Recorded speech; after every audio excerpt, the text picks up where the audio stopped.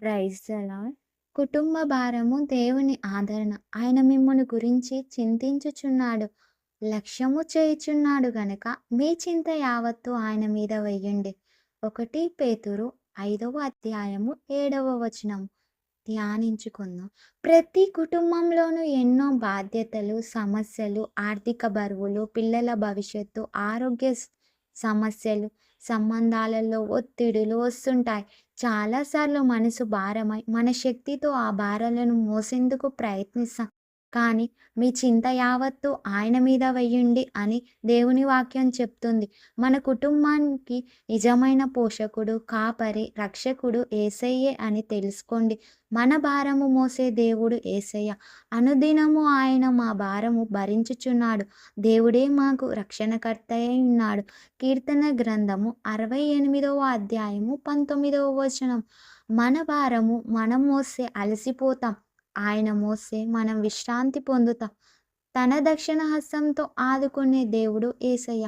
కుటుంబ సమస్యల మధ్య మనకు ఆత్మస్థైర్యము, శాంతి, ధైర్యం ఇవ్వడం ఆయన వాగ్దానం. నీకు తోడయున్నాను, భయపడకుము.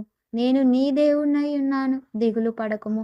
నేను నిన్ను బలపడుతును, నీకు సహాయము చేయువాడను నేనే. నీతి అను నా దక్షిణ హస్తంతో నిన్ను ఆదుకొందును. యెషయా గ్రంథం 41వ అధ్యాయం 10వ వచనం. ప్రతి అవసరము తీర్చే దేవుడు యేసయ్య కాగా, దేవుడు తన ఐశ్వర్యము చొప్పున క్రీస్తు యేసునందు మహిమలో మీ ప్రతి అవసరము తీర్చును. ఫిలిప్పీయులకు 4వ అధ్యాయము 19వ వచనం. ఆర్థికంగా, ఆత్మీయంగా సంబంధాలలో ఆయన సహాయము చేశాడు. ఈరోజు పాఠము. మన కుటుంబ భారాలను మనసులో భారంగా మోసే ప్రయత్నం చేయకండి. ప్రార్థనలో దేవుడిపై వదిలిపెట్టండి. ఆయన కరుణాహస్తములు మనకు మన ఇంటి పరిస్థితుల్లో ఆదరణగా ఉంటాయి. ప్రార్థించుకుందాం. ప్రభువా, నా కుటుంబము మీదనున్న అన్ని బాధ్యతలను నీ చేతుల్లో వదిలేస్తున్నాను. నీవు నా కాపరి, నీవే నా బలము, నీవే నా ఆదరణ. మా ఇంటిని నీ సమాధాన స్థితిలో నింపుము. నజరేయుడైన యేసు నామములో ప్రార్థించుచున్నాను తండ్రి. ఆమేన్.